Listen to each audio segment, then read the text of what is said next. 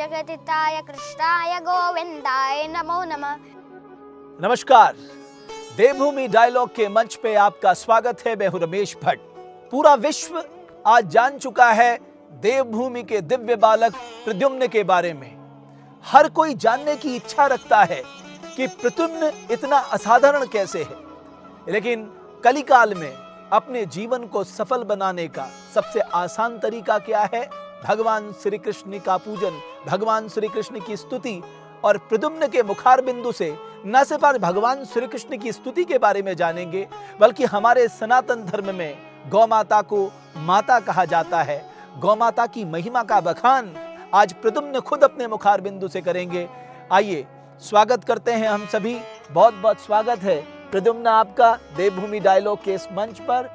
और एक बार फिर दुनिया भर के लोग आपको सुनना चाहते हैं, आपकी वाणी से जानना चाहते हैं गौ माता का महत्व। लेकिन मैं चाहता हूं कि हम शुरुआत करें गुरु के पूजन के साथ, गुरु के वंदन के साथ। मूकं करोति वाचालं पंगुं लंघयते गिरिं यत्र कृपातमहं वन्दे परमानंद माधवं।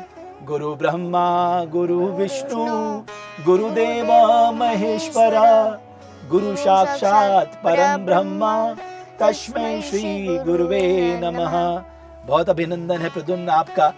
प्रद्युम्न, हम सभी लोग, हम जितने सनातन धर्मी हैं, आज गौ माता को बचाने की बात करते हैं, गौ माता की रक्षा की बात करते हैं।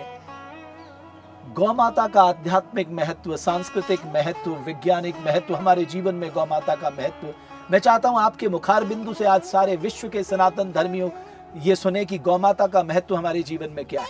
हरे कृष्ण। ओम वांछा कल्पतरुभ्यश्च कृपा सिन्धुभ्य एव च पतितानां पावनेभ्यो वैष्णवेभ्यो नमो नमः। हरे कृष्णा। तो आज हम गौ माता के विषय में चर्चा करेंगे।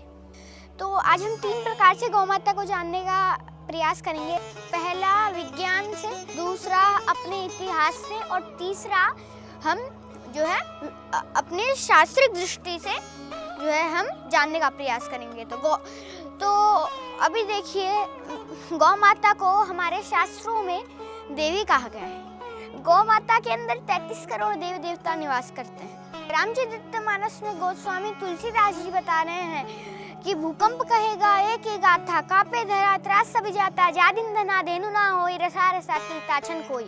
इसका अर्थ है कि जिस दिन इस धरती पर धेनु अर्थात गौ माता नहीं हो, धेनु अर्थात गौ माता को कष्ट होता है, तब ये धरती कांपती है, अर्थात भूकंप आता है।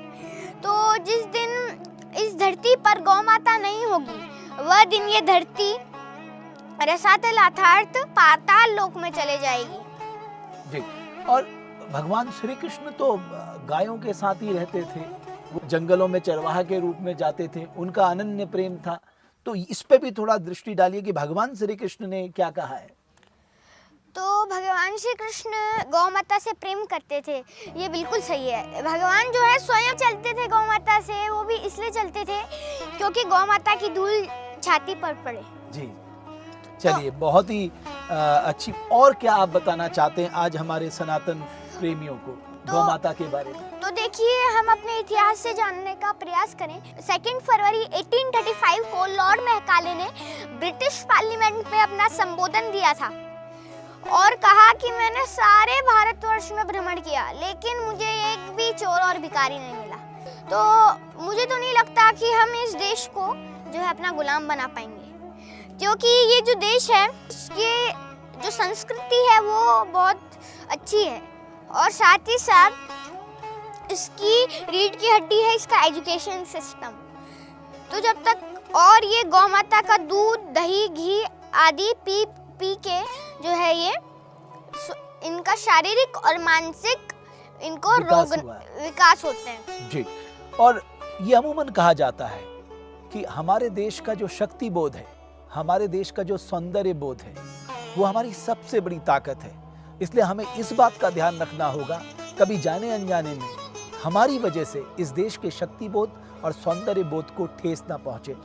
गौ माता के बारे में तो भगवान श्री कृष्ण ने बहुत बातें कही, भगवान विष्णु ने बहुत कुछ कहा है।